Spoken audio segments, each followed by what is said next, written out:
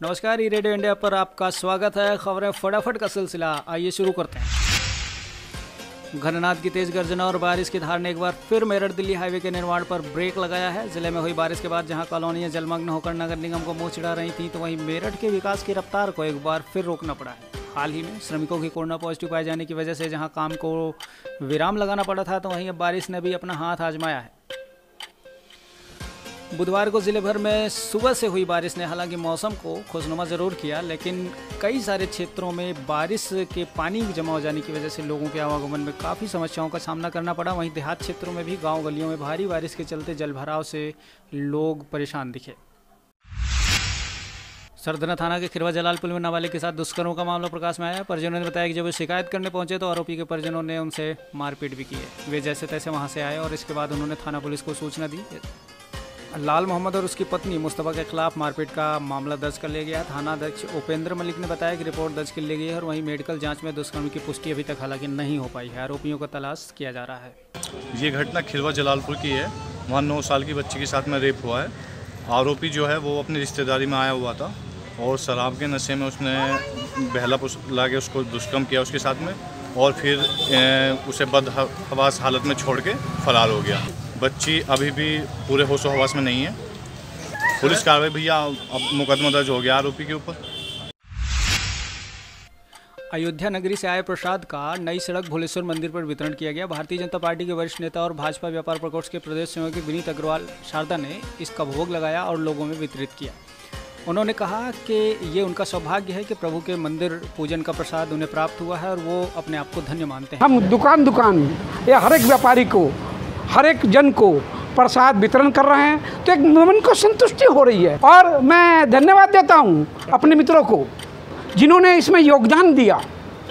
और ये हमारे देश के लोकप्रिय प्रधानमंत्री और उत्तर प्रदेश के सभी मुख्यमंत्री श्री योगी आदित्यनाथ जी, श्री राजनाथ सिंह जी, इस राम और लक्ष्मण की जोड़ी का कमाल था, जो मर्यादा पुरुषोत्तम श्री राम के मंदिर का वहाँ पे भूमि पूजन होकर भव्य मंदिर बनने जा रहा है।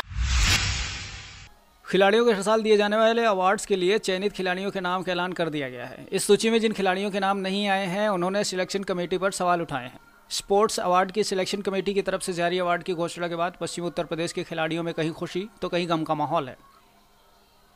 अर्जुन अवार्ड के लिए नामित होने पर कलीना के सौरभ चौधरी के घर जहां खुशियां मनाई जा रही, तो वहीं दूसरी ओर अर्जुन अवार्ड में इस बार नाम न आने पर मेरठ के जाने माने शूटर शहजर रिजवी के परिवार ने प्रेस वार्ता कर इसका विरोध जाहिर किया है और नाराजगी व्यक्त की है। परिजनों का कहना है कि शहजर रिजवी ने अनेकों प्रतिस्पर्धा को जीत कर अपना नाम रोशन किया है, लेकिन आज तक उसे अर्जुन अवार्ड नहीं दिया गया। इससे उसके चाहने वालों को मायूसी हाथ लगी है। उन्होंने अर्जुन अवार्ड की मांग करते हुए कहा कि ज़्यादा से ज़्यादा लोगों को समर्थन करना चाहिए ताकि उनकी प्रतिभा के साथ न्याय हो सके। अचीवमेंट को देखते हुए तो ऐसा ही लग रहा है कि कहीं ना कहीं पॉलिटिकल दबाव है, कहीं ना कहीं साठगांठ है इन लोगों की। साठगांठ से ये जो है अचीवमेंट के हिसाब से नहीं दे रहे हैं और साठगांठ के हिसाब से अवार्ड दे रहे हैं। ब्रह्मपुरी थाना क्षेत्र में फर्जी तरीके से क्रेडिट कार्ड बनवाने के नाम पर लोगों से ठगी करने के आरोप में मेरठ के साइबर सेल की टीम ने 2 साथी अभियुक्तों सरोज अहमद सैफी और दानिश को दबोचा है। SP city doctor Akhilesh Narayan Singh ने पत्रकारों को बताया कि पकड़े गए अभियुक्त पहले क्रेडिट कार्ड बनवाने के नाम पर लोगों से कागजात लेते थे, फिर बैंक द्वारा क्रेडिट कार्ड बनवा लेते थे। डिलीवरी के टाइम गलत पता बताकर उसको रिजेक्ट कराते थे और क्रेडिट कार्ड को खुद एक्सेप्ट कर लेते थे। उसके बाद क्रेडिट कार्ड से ज्वेलरी शॉप, पेट्रोल पंप और अन्य जगहों पर स्वाइप कर ठगी का कार्य किया जाता था। लोगों को, जिन लोगों को जानकारी नहीं थी, उनको धोखे से उनसे कागज़ पे साइन वाइन करवा के फर्जी कागज़ तैयार करते थे, उनके नाम से क्रेडिट कार्ड वगैरह लेते थे उनकी बैंक से, और फिर वो क्रेडिट कार्ड लेके ये उसमें से ट्रांजैक्शन करते थे।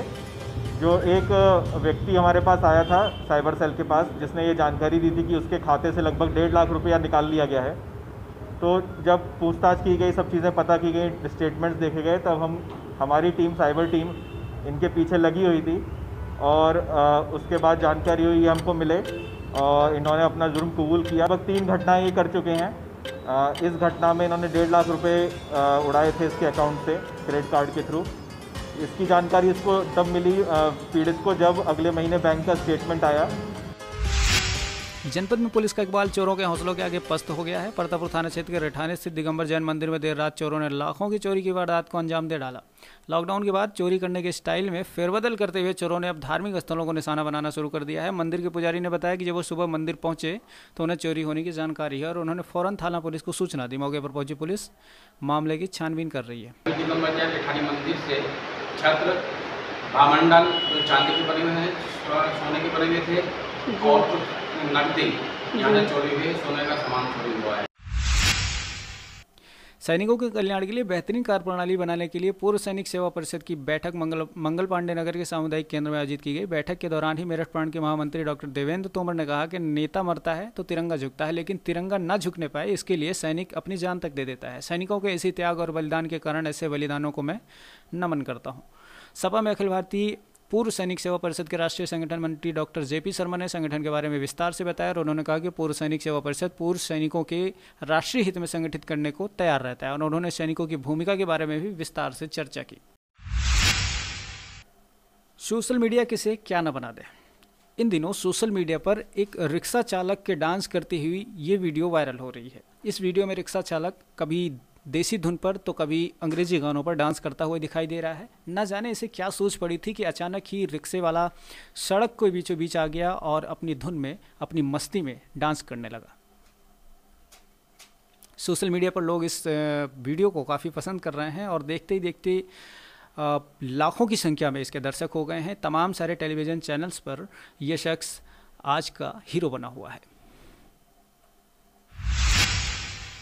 तो ये थी मेरठ की कुछ प्रमुख खबरें फटाफट अंदाज में। देश दुनिया की और तमाम खबरों के लिए आप www.eradioindia.com पर विजिट कर सकते हैं। इसके अलावा आप हमें फेसबुक, ट्विटर, लिंक्डइन और यूट्यूब के अलग अलग प्लेटफॉर्म्स पर लाइक, सब्सक्राइब और शेयर कर सकते हैं।